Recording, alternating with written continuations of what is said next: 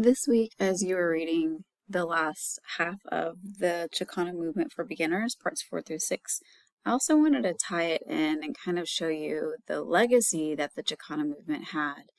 And so we're going to look at like when political power is limited, how culture becomes a form of resistance. So the past few weeks, we have talked about the Chicano movement through political activism. We've talked about or you've watched videos, hopefully the videos that I've been sharing with you about the student walkouts, labor organizing, the civil rights campaigns, and demands for some educational reform. And these are all really important forms of activism. But we're going to start to look at something a little bit different. We're going to examine how people fought for equality without always standing behind a podium or carrying a protest sign like you see in these pictures. And one central idea that I want you to think about is when political power is limited, culture becomes a form of resistance. So throughout history, communities have been excluded from political power.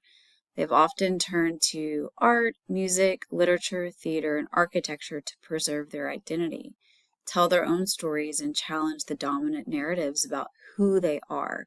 And the Chicano movement, and why I had you read that book, it's a great example of this.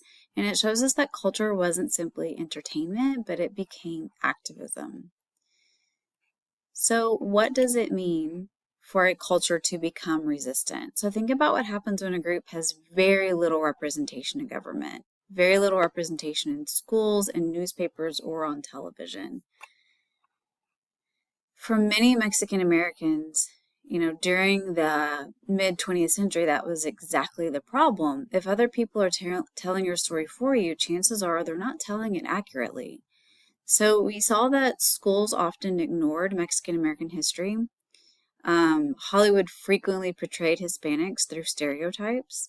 Textbooks rarely discussed, if they even discussed, contributions to American society that were made by Mexican and Mexican Americans. So when those traditional institutions failed to represent their experiences, many artists decided they would tell the stories themselves. So instead of writing laws, they wrote poems. And instead of delivering political speeches, they wrote songs. Instead of waiting for museums to celebrate their history, they painted murals across their own neighborhoods. And culture became another way of participating in democracy.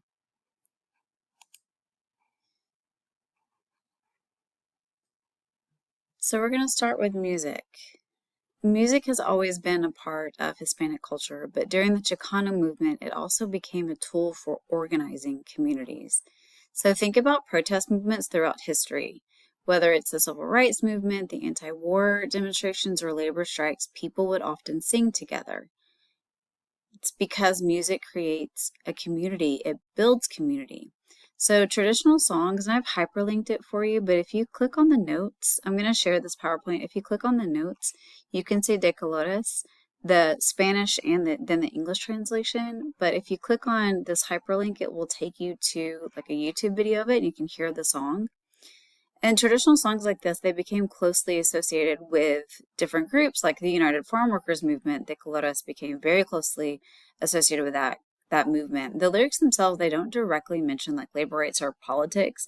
Instead, it's a folk song. So it talks about the beauty, hope, and community. And those themes really helped workers maintain hope during difficult struggles. If you know anything about slavery and about working in fields together, we have like slave songs that would be sung while they were working in the fields together. The same thing happens when you have the United Farm Workers. They have these songs that really unite them as they're working in the fields together. So, and another important tradition is the Mexican ballad that tells stories about real people and historical events. So long before social media or television, these ballads would preserve community memories. So for historians, songs like these are very valuable because they are telling a story. They serve as a primary source because they reveal how ordinary people understood the world that was happening around them. And these ballads are often about history. Sometimes they talk about migration. Sometimes they're telling songs about the heroes. But I have linked one here for you. This one it's a YouTube video again, and the English translation is there for you as the song is being sung. But it talks about this immigrant who is trying to migrate from Mexico into the US. And it talks about his struggles as he gets here. He's turned away, he goes back, he's working hard. But it tells the story, and it's an example of, people's emotions, and it's more than a government document could ever tell us. The next one I want us to look at is theater. This is education through performance. So for us, you probably think of theater as something that happens in large buildings with, you have to buy a ticket to go and see it, but that was not what the Chicano Theater looked like.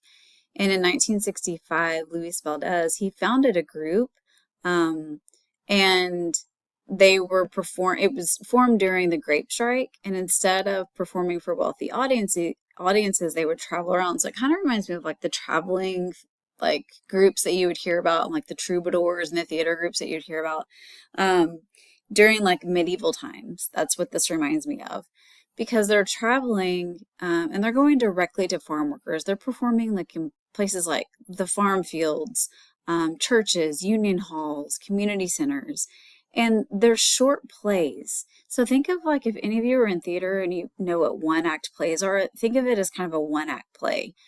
These actos, they used humor and satire to expose unfair labor practices and discrimination, and that humor made difficult topics easier to discuss, but it also engaged audiences who might not otherwise attend, like political meetings. So perhaps most importantly, these performances helped workers realize that the problems they faced were not individual failures. They were shared experiences caused by larger social and economic systems that they were just a part of. And so in that sense, theater became a powerful form of resistance, educating communities while also inspiring collective action. We also have poetry. And hopefully you watched the video of the I Am Joaquin being read, but that's probably like finding poetry as resistance and finding identity through words. So the opening line is for the I Am Joaquin, it's I am Joaquin, lost in a world of confusion. And it's much more than just an artistic expression during the Chicano movement, like this idea of like Chicano poetry itself. It became a way for people to define their own identities in their own terms. And Rodolfo Corque Gonzalez, he's the one pictured there at the top, but he's the one who wrote I Am Joaquin. And that confusion that he states in the very first line of it, it reflected the experiences of many Mexican Americans who often felt like the pressure to choose between being Mexican or being American. So Gonzalez rejected that idea. Instead, he argued that the Chicano identity is made up of many influences. The indigenous heritage, the Spanish traditions, the Mexican history, and then also you're part of the American, country. So there's also that idea of like American citizenship. So rather than seeing these identities as conflicting, he embraced them all, and that's what he was encouraging people to do. The poem quickly became one of the defining works of the Chicano movement because it helped people recognize that their complex identity was something to celebrate, not something to hide.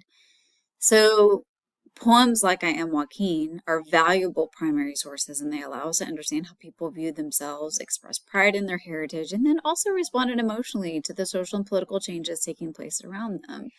And these are just other writers during the Chicano movement that I have there for you. Another thing that I wanted to look at is murals. And that's what I love about Phoenix. There are murals everywhere in Phoenix, all around this area, right? And so, sorry, let me go back up. Murals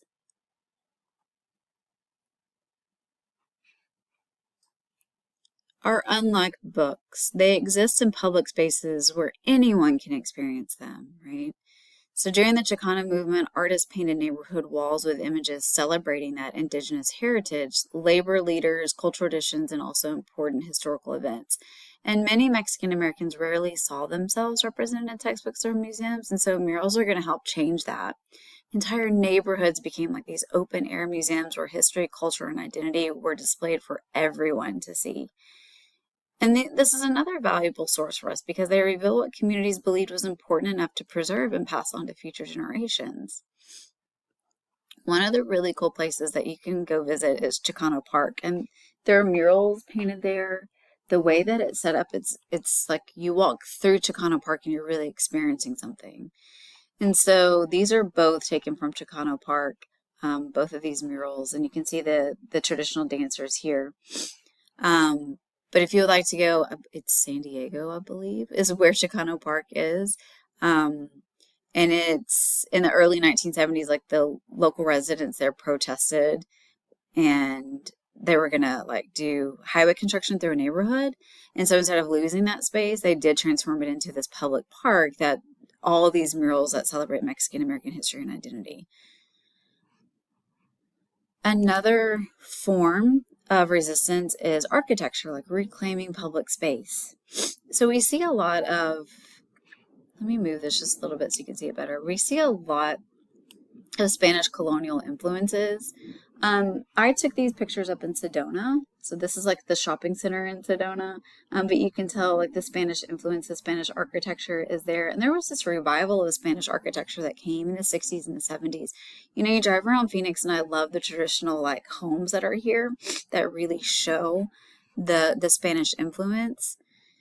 But we also have, this is a picture of the Pan American Bank in East LA. So it's Latinx owned. It features these 5 massive arches that you can see here.